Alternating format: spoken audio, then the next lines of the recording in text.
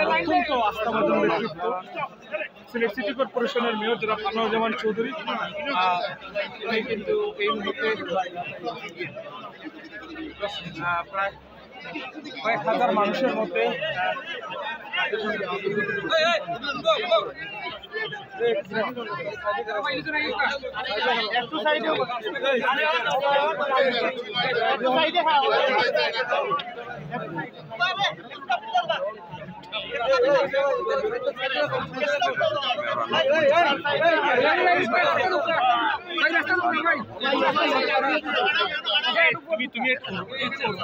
রাস্তা লোক একটু রাস্তা পারিবা রাস্তা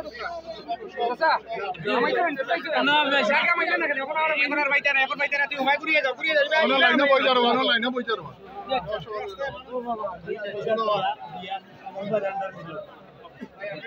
তো সেখানে আও না তোরা আও না নো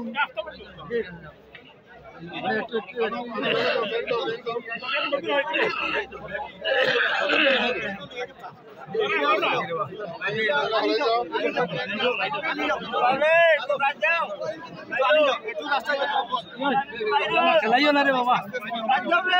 দেখি আস্তে আস্তে বেচারা সাইড তো না আমি বাইরে বাইরে